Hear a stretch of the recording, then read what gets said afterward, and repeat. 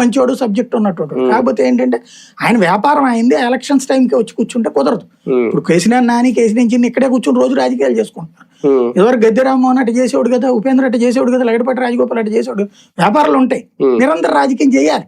బెజవాడికి సంబంధించిన నాకు అందుబాటులో ఉండి నేను అప్పుడప్పుడు వస్తానంటే కుదరదు. వస్తారు అప్పుడప్పుడు. ఇదివరకు వాళ్ళు కూడా ఇతర రాష్ట్రాల్లోనే ఉంటారు. ఉపేంద్ర గానీ లగడపాటి గానీ హైదరాబాద్ లోనే ఉండేవాళ్ళు. కాకపోతే వారంలో 3-4 రోజులు ఇక్కడ స్పెండ్ చేసేవాళ్ళు.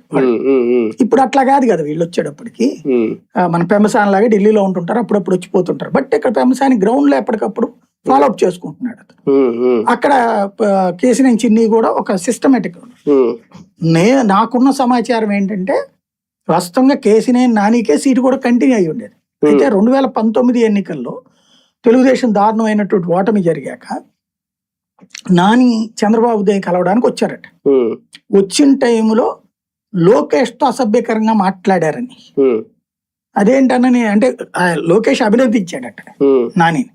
అభినందిస్తే అది గెలిచిన అహంకారమో తెలుగుదేశం ఓడిందన్న కోపమో అదంతా లోకేష్ మీద తీర్చేసుకున్నాడు అతను. ఆ కోపంతో అతను మాట్లాడిన మాటలు లోకేష్ ని హర్ట్ చేస్తే లోకేష్ అప్పుడు ఎంకరేజ్ చేయడం ప్రారంభించి చిన్ని అన్న వాదన ఒకటి ఉంది. ఇది ఎంతవరకు వాస్తవం తెలియదు, నేను విన్న మాట, విన్నది మాత్రమే. ఇది మనం ధృవీకరించేది కాదు, విన్న మాట. లేకపోతే ఎందుకు ద్వేషించాలి? నాని తెలుగుదేశం ద్వేషించాల్సిన అవసరం లేదు, ఇది లేదు.